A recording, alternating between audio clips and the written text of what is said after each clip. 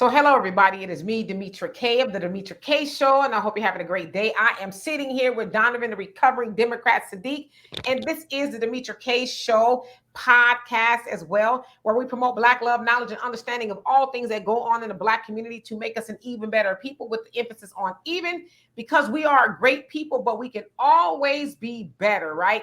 And so today we are going to continue talking about that of the incident in Buffalo where Peyton Gendron, I think that's how you say it, 18-year-olds went into Buffalo, a Black neighborhood, to a top supermarket and murdered 10 people, ultimately shooting 13.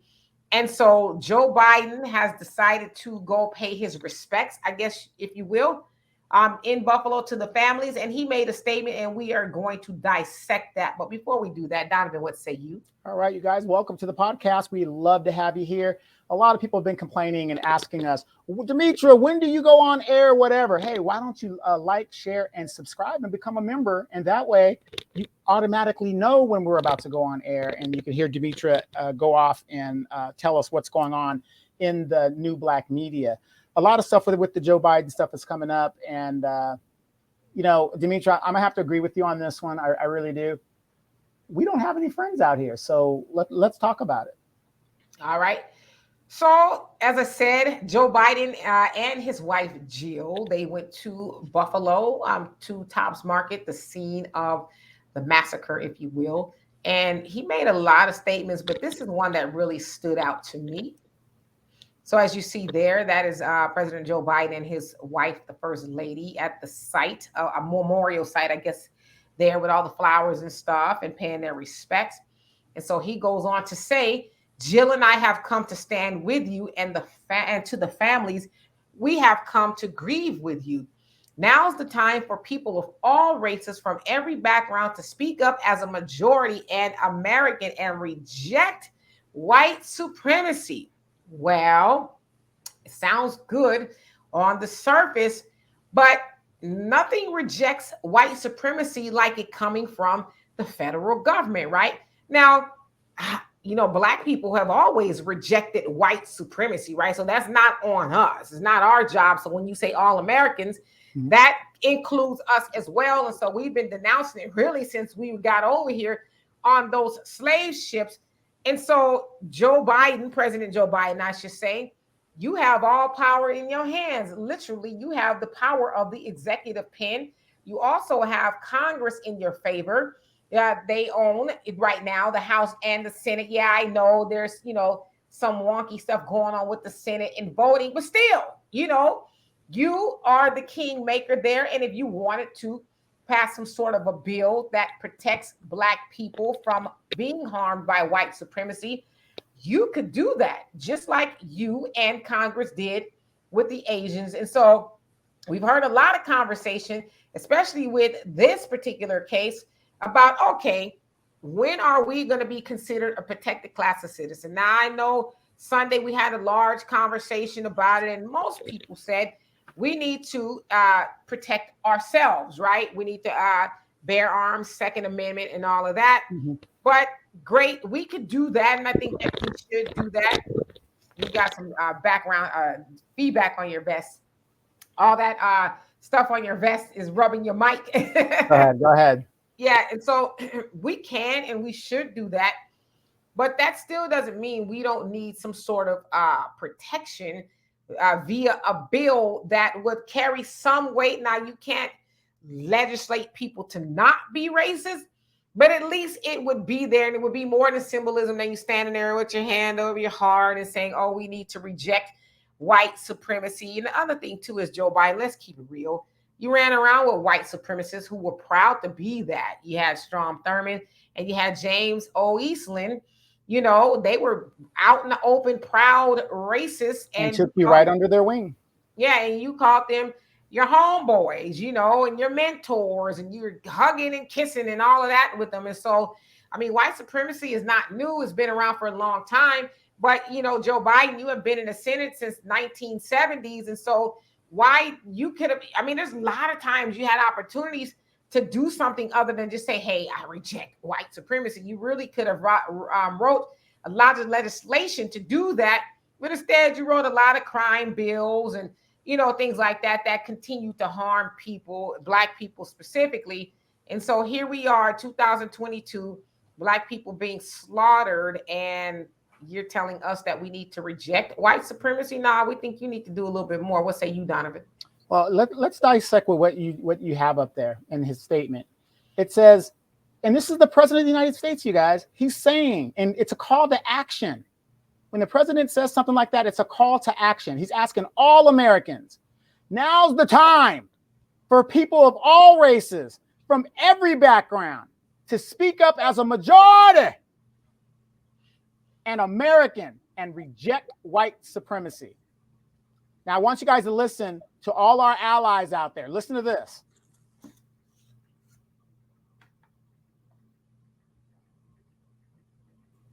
You guys hear that? Have you heard a statement from the Hispanic caucus? Nothing. How about the Asian American caucus? Nothing. How about the LGBTQ? Nothing. Even our own Black folks? Nothing. People, if you guys do not get it by now, we are all we got. That is a call to action, and nobody answered the call. White folks ain't answering, whatever. We don't have any friends, Demetria. I mean, it's just self-evident at this point. It's just self-evident. I know you guys are saying, why does Donovan have a vest on? Well, this is my press vest. But again, it's that time. We don't have any friends out here, you guys. And I mean, it's just evident. Wait, I'm gonna do it one more time because I don't want people to think that it's just some anomaly. The president of the United States, if this was 9/11 and we were attacked, look how many people answered the president's call. People were joining the military left and right and just doing their patriotic duty and whatever, even though we ended up killing the wrong guy. But anyway, but everybody answered, right?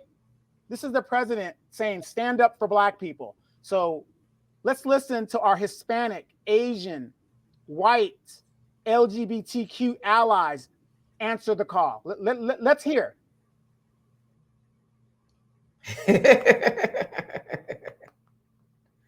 That's a damn shame.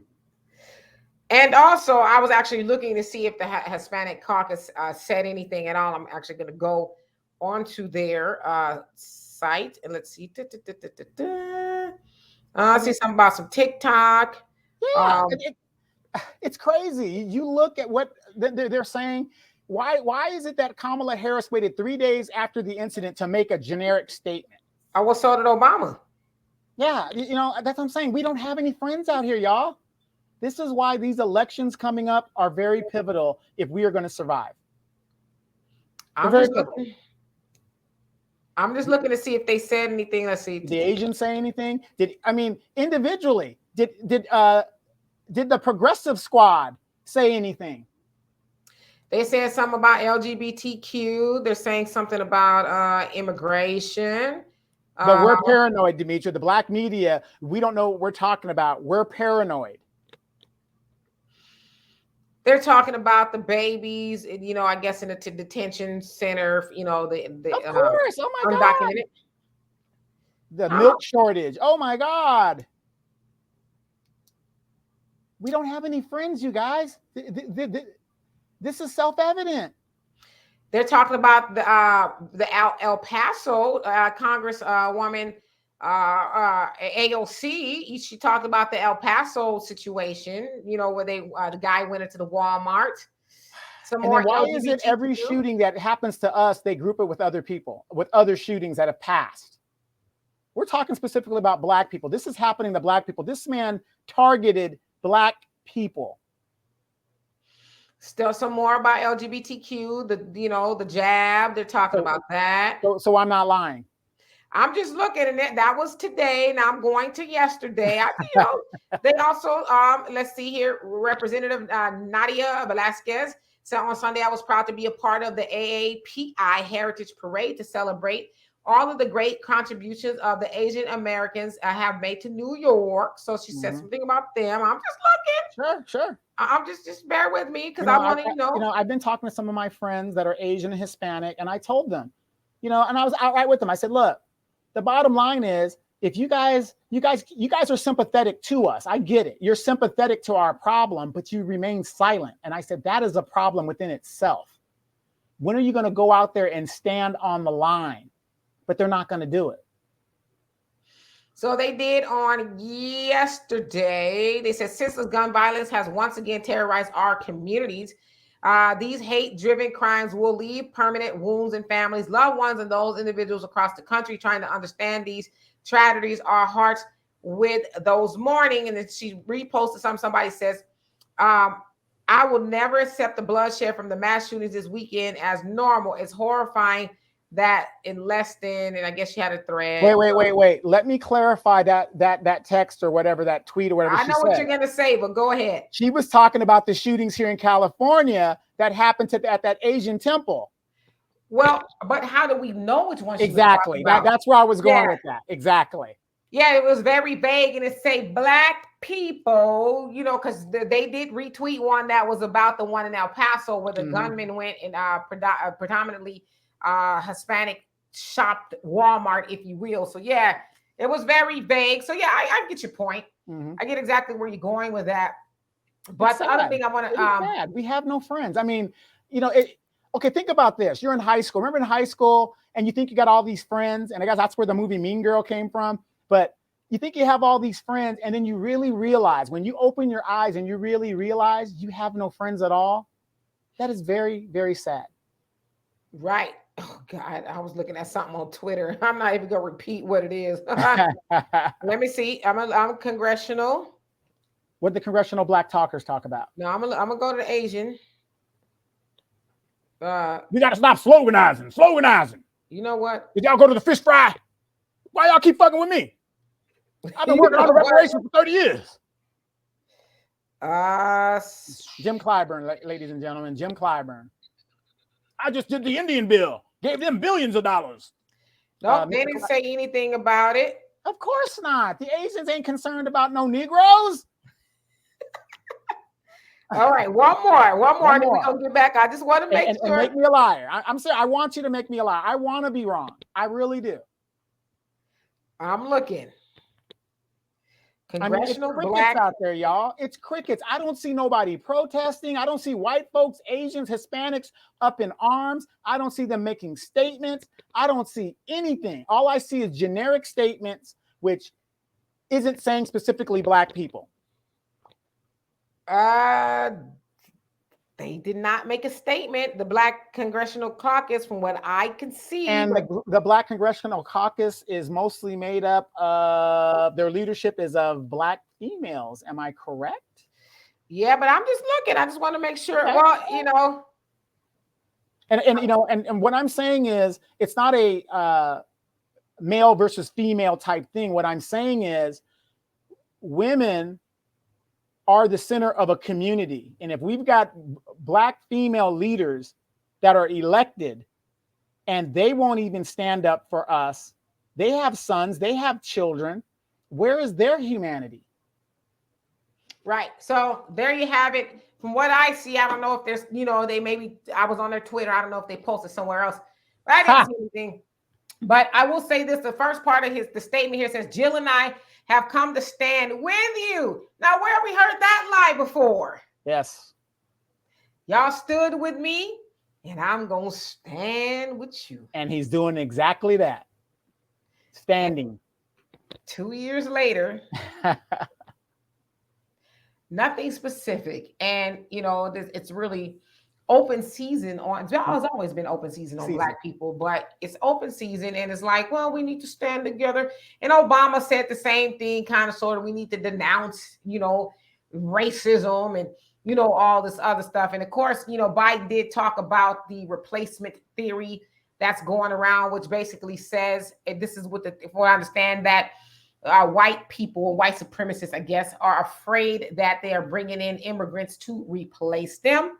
In addition to their birth rate being low. And so they're paranoid that they are going to be replaced, I guess, disappear.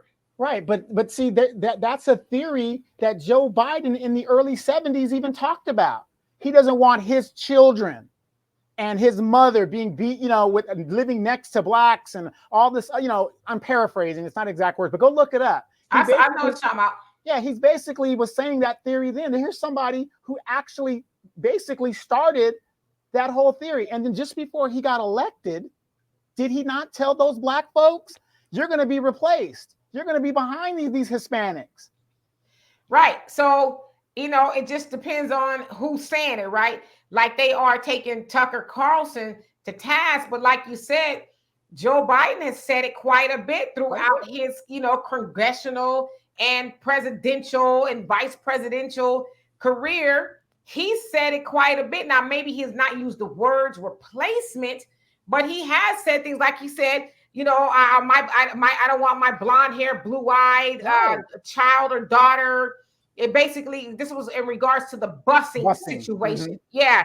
So he has said those things. And like you said, they're going to come hit our kid, I don't want my mom or your mom hit over the head. So he's put those things by these out predators there. And, predators. The words he used. Yeah. So, but to say that we need to denounce it and, it's like, well, what do we need to do? Like, y'all have more power than we do, right? So I just think, honestly, at this point, Black people in America really need to realize that we have no power. We have no friends. We just don't. And I don't want to say a lot, but a large amount has to do with us because we just refuse to unify. We argue over the time of day. We argue about everything. No, it's not. Yes, it is. No, it's not. Yes, it is. Now, Jordan, LeBron. I'm not saying other people don't argue. They do, but they don't argue over the fundamental things that are important to sustaining their existence as a race.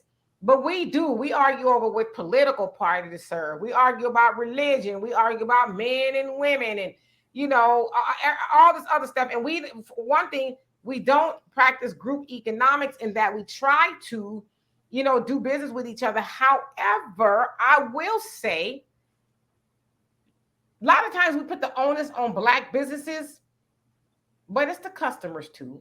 You know what I mean? So it's that whole thing is just flawed. And as we always say, without money, you don't have any power. It really is just wishful thinking. Let me just say this though. But when it comes to money, we have it. But what do we do with it? What do we do with it? We're spending, and I'm just using women as an example because men do dumb shit with their money. $300 Jordans. Stupid ass cars that you don't really need. Men are just as guilty in our community as the women are. Women, $100 nails, $400 weaves, $200 dresses. They want to be taken out for $100 meals. We just throw this money out the window. So it isn't the fact that we don't have the power. Dimitri, you say it all the time. We trick off how much money every year? $1.3 trillion. How many politicians could we buy with money like that? And we give 97% of that away. That's almost all of it. Dr. Claude Anderson has been talking about that forever. And we just will not listen, right? And I get it. Some of our Black businesses, they're hard-headed as well. And there just needs to be a complete over. I said some, not all, but I will say this, and I hate to say this, but since I've been in Houston, obviously being from Southern California, in Southern California, Black people are about 6% of the population. In the South is where most of the Black population lives. So in Houston, there's quite a few Black people and quite a few Black businesses, but I want to say almost every Black business that I have tried to do business with, complete failure. Did not get what I needed. It was horrible. And it was just the most, right? What the experience of it, or just the aspect of doing business? Just all of it, the experience, just the quality, the expectation, and only person that's ever done right is, my lawn guy, which is Terrence. I love him to death. He comes through, and I've never had anybody do my yard as well as he does it. And consistently. Consistently, he shows up and he goes above and beyond. So I'll never have nothing bad to say And, about him. but in Ever. all your travels, how would you say doing business in all your travels have been? Where's the best place you've actually had good service and good business practice? South Africa. South Africa, obviously because there's, more black people there being on the motherland. South Africa, every black business we went to, they were amiable and that they were happy and smiling and the food was good, the service was good, all of it, it was bar none, right? And it felt good to be amongst your people and actually have, I wouldn't even say it was superior. I think we consider it superior because we're so used to low quality. Yeah, in the States, we're not used to superior. And I just really do hate to say it, but we're not used to superior black-owned businesses. It's if it ain't one thing, it's another, right? Well, and I'm glad you brought that up because also when it comes to the salesmanship, Mama Zulu had us ready to buy the whole place out. You know what I'm saying? I love Mama Zulu. Yeah, she was like the ATM. I walk with you to the ATM, no problem. I love her. I love her because she's an older woman. I would say she probably had to be in her 70s, I would think. But she was about her business. Boy. Yeah, she was out there with the street vendors and she was like, oh, you don't see what you like here? Come on, follow me. And she had her own, business in the building and all of that, but she was out there hustling and she lured us person. Well, she didn't really lure us. We kind of fell in love with her. And shit, Donovan emptied his whole damn wallet up in that lady's store. She was like, you got any more money? He was like, I gave it all to you. Yeah. Yeah. And it's all because of the feeling of how she made me feel. Yeah, she was just like, she was a saleswoman, but it wasn't that pushy, well, I'm just here to take your money. She was just like, yes, we have this. Oh, this would look good on you. Oh, yes. What size do you wear? Okay, let me see if I have it. So she was just whatever she needed to do to make sure that we walked away with all of the damn merchandise. Nice. All of it. And even there was another lady that we shopped from. It was a couple days before that in in the fashion district where we were. And we went in there and she gave us a history lesson about certain things. And like it was it was beyond the sale. She really was interested in telling us about the stuff that was in her shop. Because you bought what did you buy from her? Was it a picture or it was a little like a Zulu safari type picture graph. Yeah, but she wanted us to know the ins and the outs about everything that we looked at. And so the service was bar none. But I just say coming back to hearing us practicing group economics, I think we need to get the fundamentals down. It's business 101.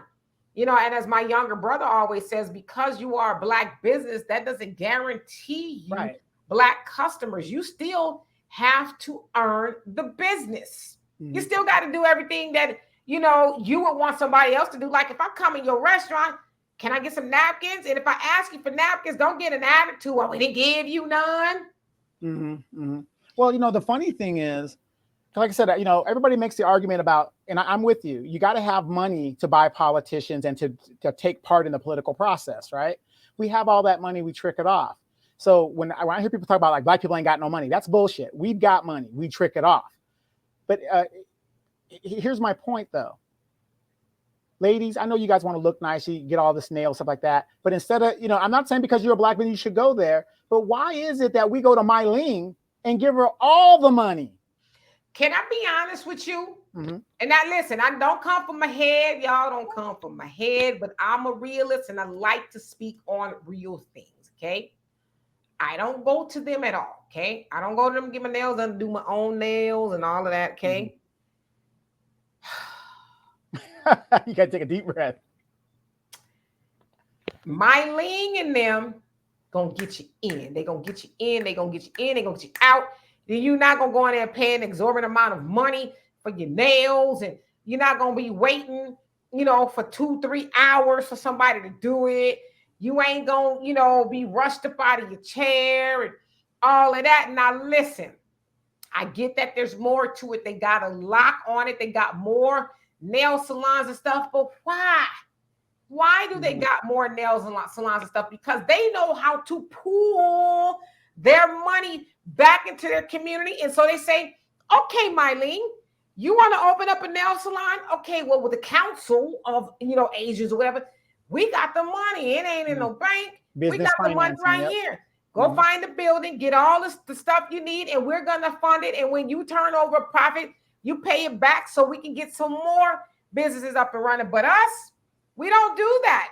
I walk into, and listen, I'm not trying to, come down on black businesses, but if I walk into a black business, I'm going to tell you my experience with a nail salon here in Houston, okay? Not talking about the person, I'm talking about the salon. The salon, the business. My daughter and I went in there. We made an appointment to go to get our nails manicured, whatever. It's black. We get there, the damn salon wasn't even open. Was not open for a whole nother 45 minutes. They kept saying, oh, they're on their way, they're on their way, they're on their way, they're on their way. Now, we drove a ways, so if we lived around the corner or whatever, then, we probably would have just went home. So finally, she gets there. It's one girl. She's got to open up the shop and do all this other stuff, and she sits me and my daughter in the chair, and the water's running. We're waiting for like 20 more minutes or so for them to get going. It's just her. White couple walks in and they take care of them and we're waiting. She goes, oh, the person that's supposed to do y'all nails, she's not here yet. Finally, she gets there. She says, nobody told me and this, that, and the other. And I tell you, 3 hours later, for a manicure and a pedicure for my daughter and I. And they charge you full price, I bet you. You better goddamn believe they did. You better believe they did. And it wasn't cheap.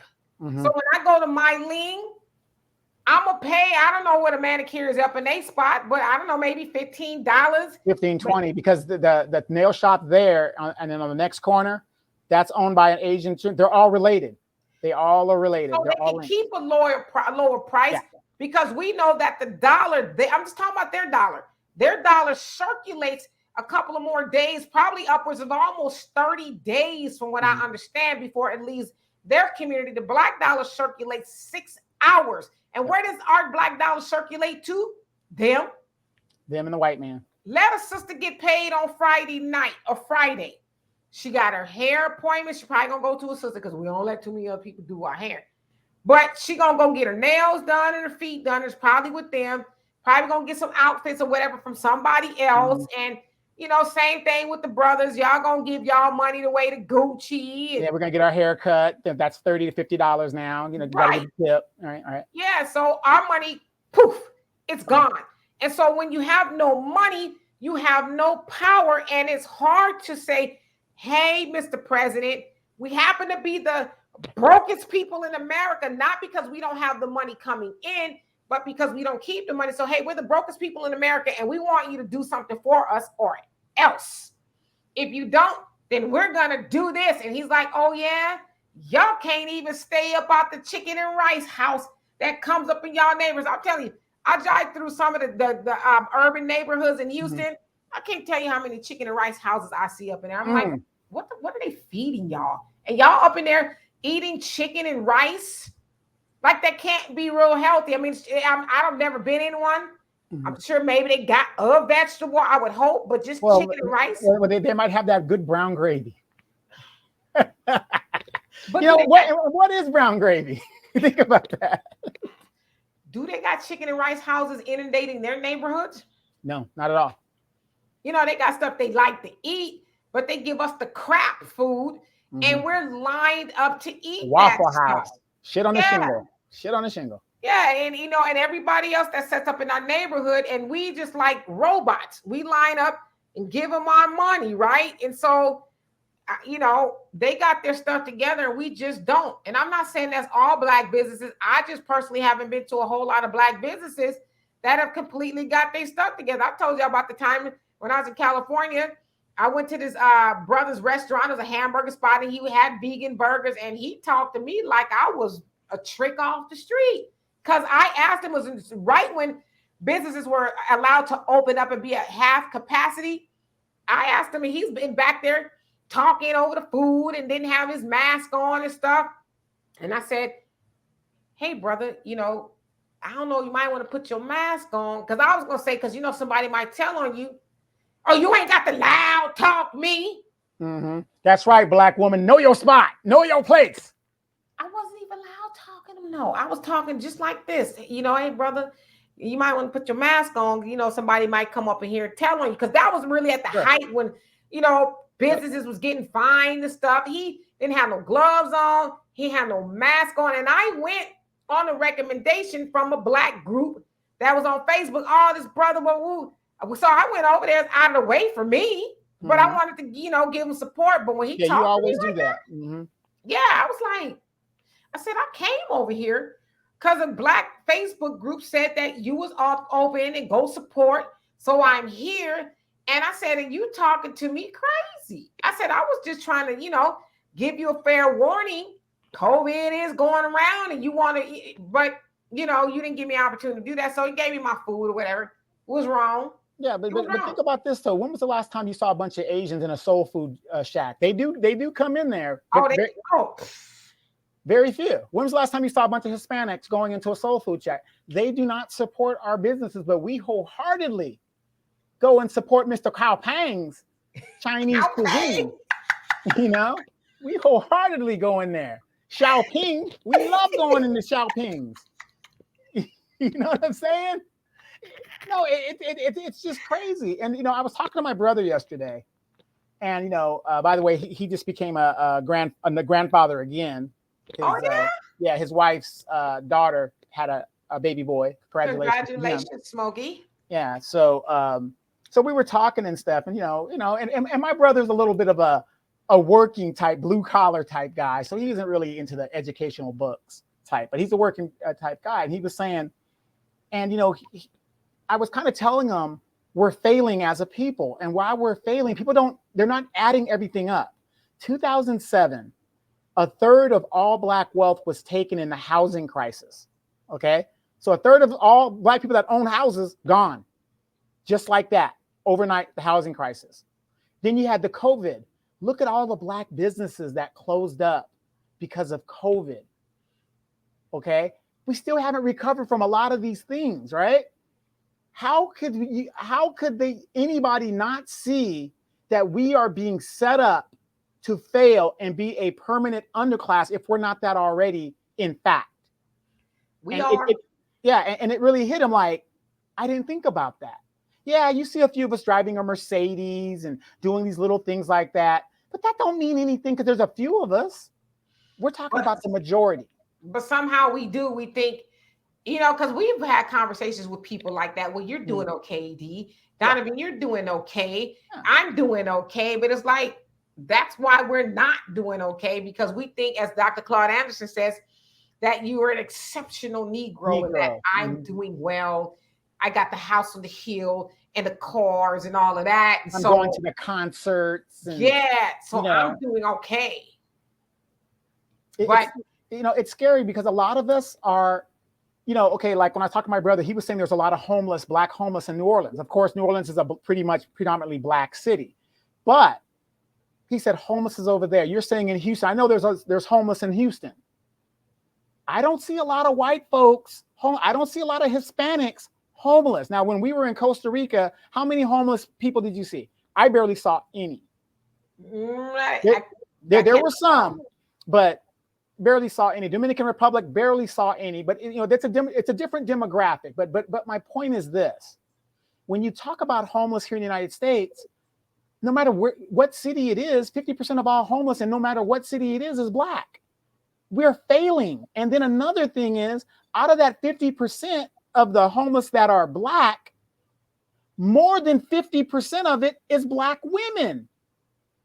What is going on with our women to where they are basically in the street? Well, I mean, I think what it is, ring the alarm. Well, this is why I would like to bring up Kevin Samuels. One thing that I did agree with him is that, we can't, and I say we, black men and women, really can't afford to be like, I'm going to be on my own.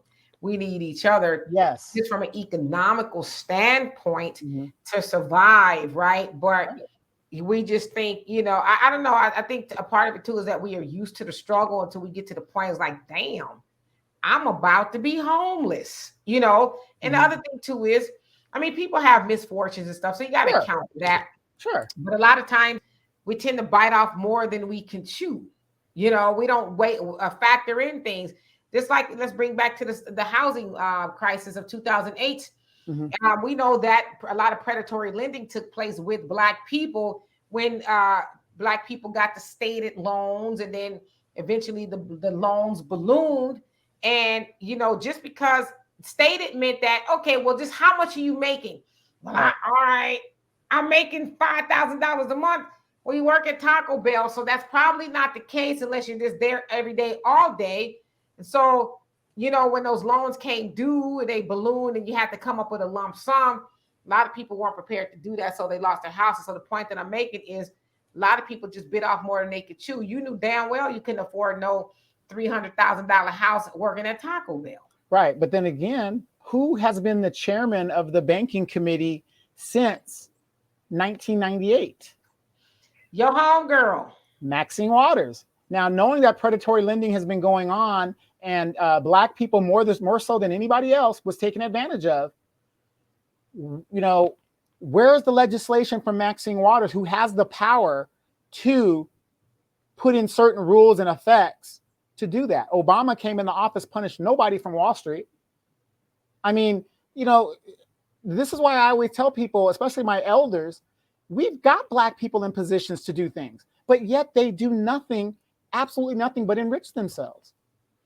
Right. So, but the power is in our hands. It literally is. There's things that we can do as far, like we said, group economics, and we do have some voting power. We know that the Democrats can't do anything without a Black vote. The majority of it, even if a small percentage of the regular Black voters that usually vote for the Democrats decide not to, they're in a heap of trouble, right? Yeah. Demetria, I just want to let you know this because I got an email on it the other day. This is the most pivotal election of your life. You got to vote like your life depended on it, because guess what? Roe versus Wade is on the docket. If the Republicans get in there, it's the most pivotal election of your life for the 8th time, 9th time, 12th time? Right. Well, last time it was, we got to get Trump out of here. Then this time it's, he's coming back. And it's like, you damn right he coming back, because y'all ain't did nothing to, y'all lied to get, him out of there for whatever reason. People fell for it, and then you've delivered for everybody else, but you haven't delivered for Black people. And I'll say in all fairness, there's other people he hasn't delivered for either, like seniors, people with student loan debt. Well, the thing is about the seniors, every president since I could remember started voting kept talking about prescription medication and all, getting them the prescription. Is that the go-to thing when you're dealing with older people? Their prescription the medication. Crazy part about it is they ain't did nothing about it. They haven't dropped the prices. They're all making money from it because they're, pro pharmaceutical companies that are lobbying them big time. So, but let me ask you this, seniors, and I'm not trying to be disrespectful. Maybe if you guys stay out of those casinos, you could afford some of your prescriptions. I'm just saying, when I go to the casinos, the only people I see gambling are people who are older and most likely retired. And some of them are hitting. Don't get me wrong. Some of them are hitting. But my thing is this, though. Even if they are gambling, why isn't their medicine damn near free? Good point. I mean, it should be, right? Good point. A lot of other countries, their medication is free. Or why can't we use the generic, and they have an option to use the generic one versus, whatever their insurance plan is? Why can't the insurance plan negotiate the generic one, which is a lot cheaper? Well, a lot of times they usually do. From what I understand, most insurance companies, depending on what plan it is, they like to go with the generic form of it first before they go with the name brand. But I mean, I think it should be free. And so, they're telling us it's the most pivotal. Why? Because you're in danger of losing your job. Power. Like, for real. Power. Yeah. You're really now you're in danger of losing your job. And so who is it most pivotal for? Us or for you. Mm-hmm. Mm-hmm. And if you notice in this election cycle, a lot of the Black leaders are heading for the door. Cedric Alexander, who left his congressional seat from New Orleans or Baton Rouge, whatever congressional district he did, to become an advisor to Joe Biden, he just left. He's like, I'm out of here at the end of the month. And what these people do is they go away and hope you forget all the damage that they did and what they didn't do so that they could come back to get another job and do something else. But here's this nigga that was out here, Joe Biden, this is that, and they're running for the door. Bobby Seals, he got the anti-lynching bill after 30-something years of being in office, and then now he's leaving out the door. I mean, all these people, they all should leave. If they all came in together, they should all leave together. I think we would be better off. They're leaving with a golden parachute too, right? Right. Exactly. After raking up all those coins, from all those years of lobbyists and turning a blind eye and bidding for everybody else but their own people. So they're not leaving poor. They're leaving enriched. Yeah, and let me ask you this: when the Dems lose the House, do you think Nancy Pelosi is going to stick around to possibly become the majority leader? Because remember, she was supposed to have stepped down as majority leader in the last election and the election before that. Right. So this leadership that's in the Democratic Congress, are they all going to step down and resign? Because obviously they are pitiful. To keep these bootlicks empowered, it wouldn't make sense to me to keep the same people who don't know how to legislate. Right. I totally agree. So Donovan, you had an axe to grind earlier. Do tell. All right, here's my axe to grind. Now, and it kind of goes with what we're talking about. We're talking about financial literacy and just being responsible with the bills that we make or the loans that we take upon, right? Now, I'm one of the people, I will say, I am not for student debt forgiveness. I'm not for it. You took the loan out, you should pay it. That's just me, but I'm one person. That's just my opinion about it. If you get it, great. I mean, I'm not against it. If the president does what all he needs to do is a pen and sign it into law, and that's it. Doesn't need Congress, doesn't need anybody. Okay.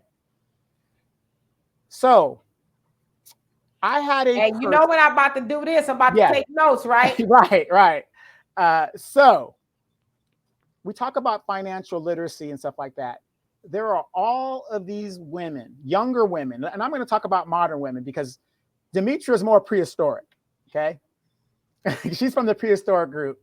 If your parent was a baby boomer, I consider you part of the prehistoric group for the simple fact that we're the last generation that actually emulates our parents. We listen to their music. We do the same, kind of the same stuff as our parents did because we were taught by our parents. So you got these modern women out here that are making really good money, that have really good jobs. They have all of these degrees, but yet they are leveraged in debt up to their ear bones. And it doesn't make sense because that shows to me as a man, you have a spending problem. You're not good with your finances. So I had a little friend. Well, I can't even say a friend. It's like a little sister. And her car got repoed. Okay. And she wasn't aware that the car was repoed. She thought it was stolen. But unbeknownst to her, she was behind a few payments. Well, she knew she was behind a few payments and had everybody searching and looking and doing all the other good stuff. And my question to you, Demetra, is this. Ladies, especially my Black sisters, stop being delusional. This woman makes really good money. When you have a bank loan and you're taking money from the white man or you're financing it, do you not think it is more important to pay that bill and get ahead of it versus getting $400 weave in your head and $300 nails or whatever you're doing? I mean, there's something's got to give. We got to have good money management. So, Demetra, would you say that I was wrong in telling her to get it together?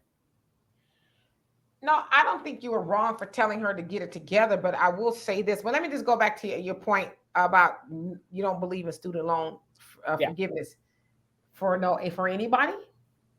No, for everybody. You got to give something. When I say student loan forgiveness, don't take it the wrong way. You've got to do something to get it forgiven. There's a lot of people that took out student loan debt and they took it out and, whatever. Like me, when I took out my student loan debt, I was paying it. I did have, I was doing the bare minimum to pay it. But because I was in the military, which I made a sacrifice, it got washed away. So I did something for it. I paid the debt. I just wanted to clarify that. Yeah, I paid the debt. So, but it was forgiven though. Yes. Okay. It was forgiven, but I paid the debt. Got you. So I don't think you were wrong in admonishing your little sis or, for her bad financial decisions. However, at the age that I am now, 51 years old, I'm still learning things about people and, and the power of really just backing away. Because all I could do is, I've been saying this all day. It's just been in my mind. I can give you the ball, but it's up to you to run with it. Right. So basically, if I give you the knowledge, the wisdom, the information, whatever it is to improve your life and you don't run with it, that's on you. Like I said, me helping you should be a push, not a pull. Because when I'm pushing, I'm doing most of the work and you're just resting as I'm pulling. Come on, you can do it. You can do it. Instead of saying, yes, go. Yeah, you got this. You're doing a good job. You know what I mean? So you're not wrong for telling her to be more responsible. But I would say after a while, when are you going to start saying, I've had this conversation with you before. And now it's just like beating a dead horse, man. So at what point are you going to stop, as the Bible says, throwing your pearls before the swine, not likening her to a swine? But when are you going to stop giving your knowledge and your information that's valuable to you to somebody who is just not going to heed it? And I'm going to tell you this. If somebody would have called me to help them with getting around because their car was towed or stolen, and then I later found out that it was repossessed, I'm going to be highly upset. You know why I'm going to be highly upset? Because one thing, he was running game on me because you ain't paid that car payment in 2-3 months. Because usually that's how long it takes for them to come get your car. It's missing 2 or 3 payments. So you already knew that. Right. But you had me going on a wild goose chase with you. Or wait, let's clarify that. Or if you read the fine print in your banking statement, you were in banking, you miss one payment, they can call the loan in. They can, but I'm saying usually. So the point that I'm making to the 2 and 3 payments missed is because at some point they were like, hey, you missed your payment. It's 30 days late. It's 60 days late. Now this is a repossession conversation. So her knowing that she did not make that car payment was disingenuous, and it wasn't fair to you. Because if I'm calling you my little sis, then I want you to treat me like your big brother. I don't want you to treat me like some dude or whatever. I'm just bumping you over the head, and I got information that I'm not sharing with you, right? I have a good friend. I love him to death. My really good friend. He calls me the other day and he says, I need to talk to you. So he's telling me about some things that's going on in his life. And he's saying, you're my very best friend. I know you're going to give it to me straight. What should I do? I said, I could tell you, but you ain't going to do it. You know what I mean? You ain't, because you've already kind of got your mind made up. But I said, I think people need to come to a point and say to themselves, why am I putting myself in a position to help people who won't help themselves and won't help you? Because I have this saying, and I really need to just start adhering to it even more so now. Stop telling people yes who tell you no.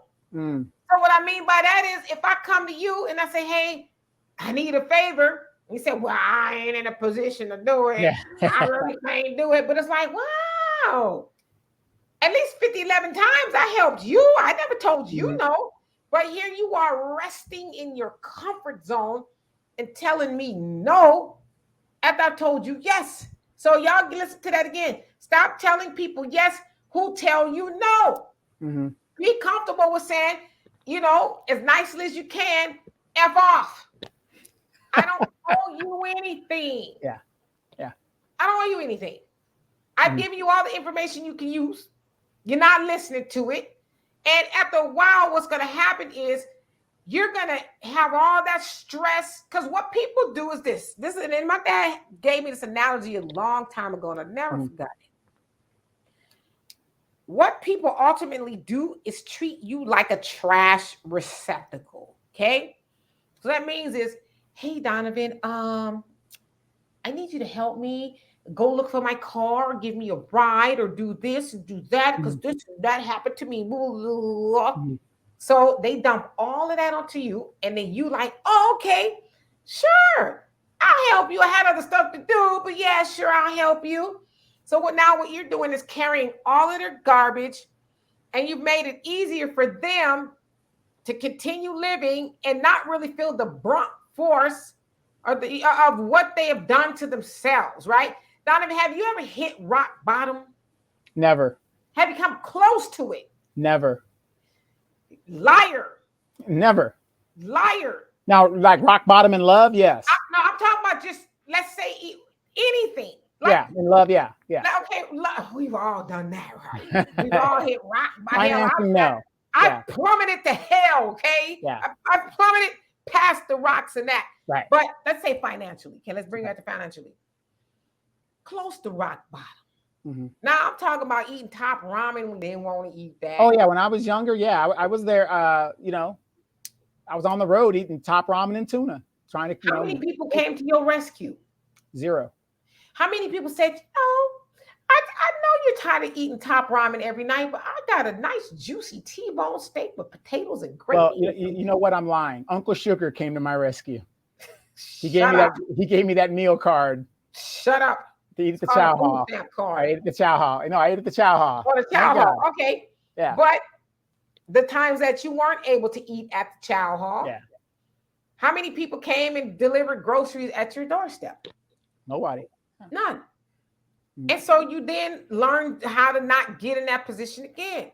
Right. My mom and dad have both said, God bless a child that's got his own. Mm-hmm. I come from hustlers. My whole family is a hustler, all the way to my grandmamas and my grandfathers, hustlers, right?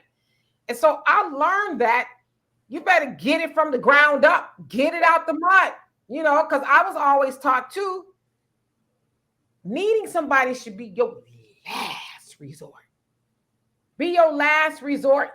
And if you need somebody, don't screw them over. Because if you needed that person, it was probably the only person you could depend on.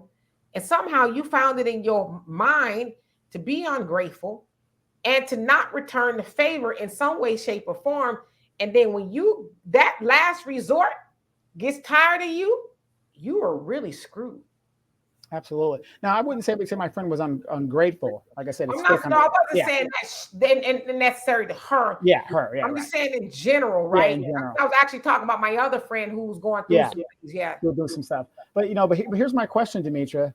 You hear these women, these modern women today, talk about they want men to have six-figure salaries and drive a certain car and have certain things, but yet you look at a lot of these modern women's finances and it's in disarray. How do we go about? And then again, at the end of the day, all we have is each other. Okay. And I get that. So I'm glad, my friend called me and, and I kind of helped with some stuff that I had to help with, which I had no problem doing.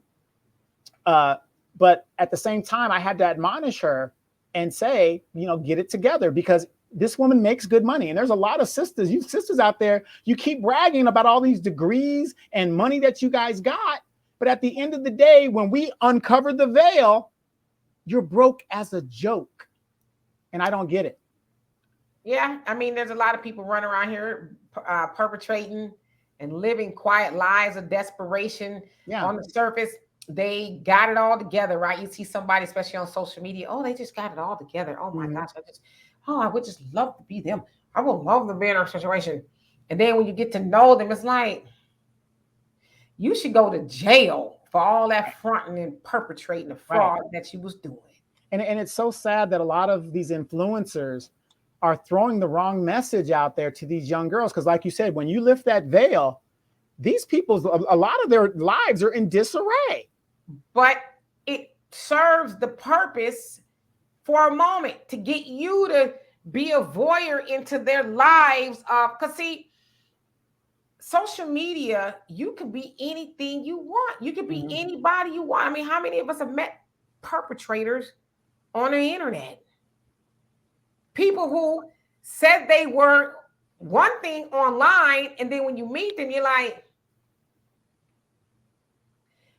what happened to the person that was had it all together and they was styling and profiling and they was smart and all this other stuff, and then you get them on the phone, it's like,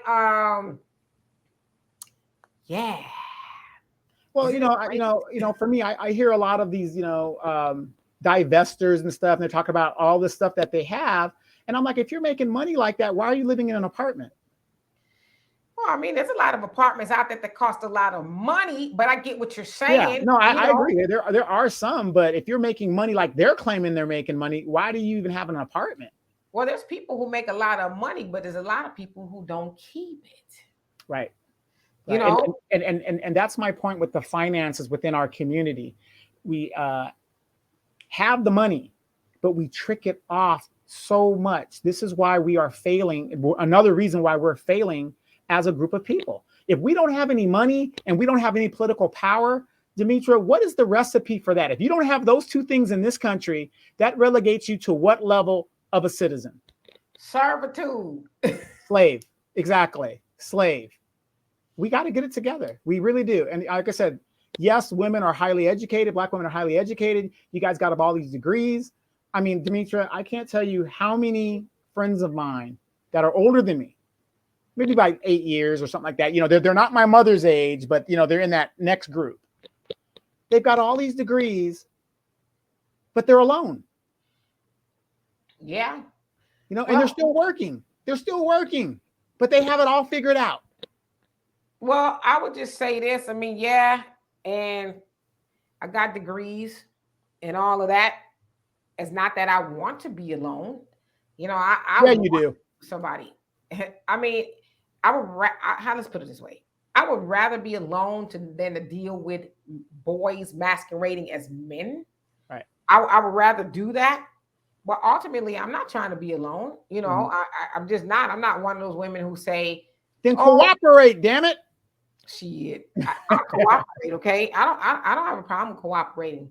And I'm not sitting up here saying I'm perfect either, but I don't bring those issues, combative and you ain't gonna tell me. I don't bring those issues, right? But so I get that. Some women are just like, hey, you know what? It's just me, myself, and I. From here on out or whatever, until further notice. So, well, let me ask you this, since we're chatting it up. Do you see yourself with somebody in the next 3 years? Yeah, I do. Okay. I do. Is he down there in Houston, Texas? I don't know. Okay. I don't know. Got to keep hope alive. Keep hope alive. Oh yeah, like I said, I'm gonna die with a king. Believe that. I'm gonna have me a boo thing, somebody who is intellectual. See, I'm stimulated by intellect. Okay, I like smart men. I like men who could chop it up. Educate me on world affairs and different things. Like I'm reading a book that I've read years ago, and you probably read it too. It's by Francis Kafka, called The Metamorphosis. Oh, yeah. That was years ago. I read that. That's when I was really into The Nation and stuff like that. Way back. Well, this book is actually, I don't know if he's a Jewish guy, but it's a fictional book. Yeah.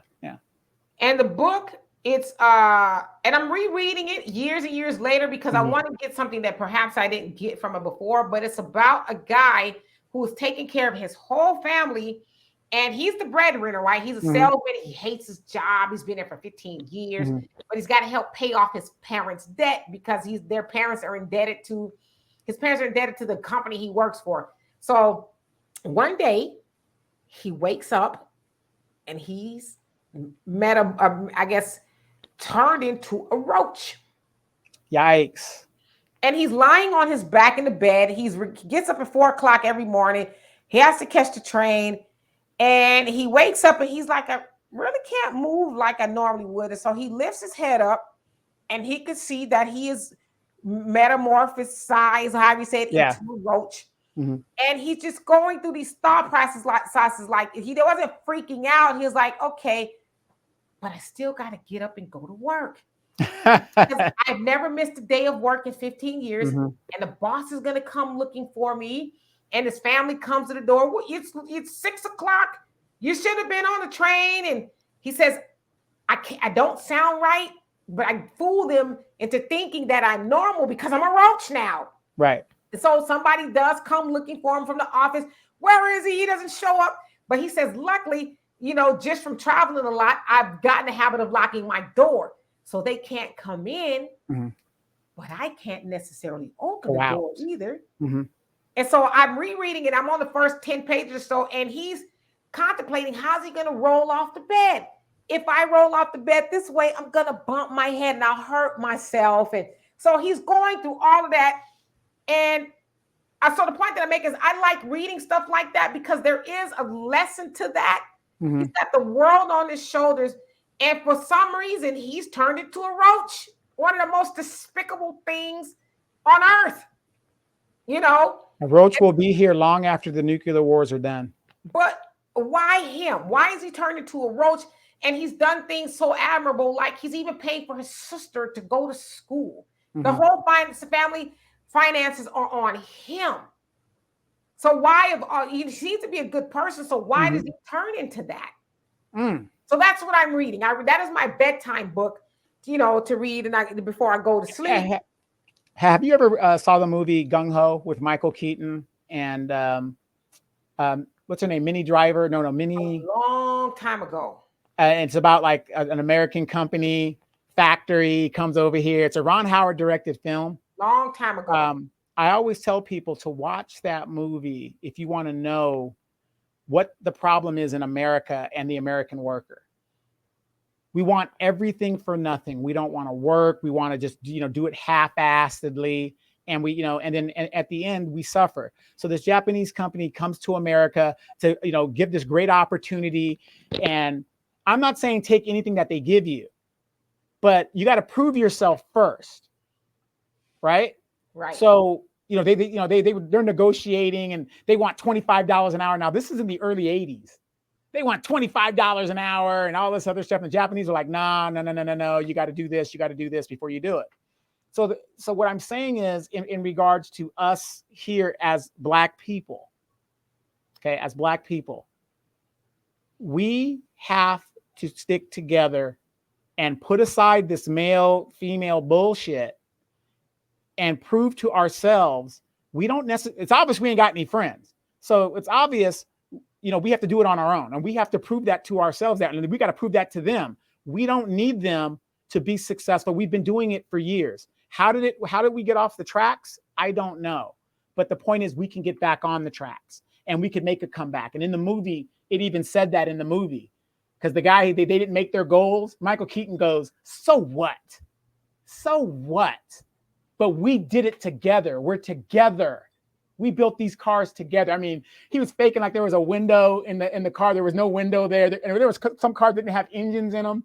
He was like, so what? We did this together. And that's what I think Black people, we need to start doing.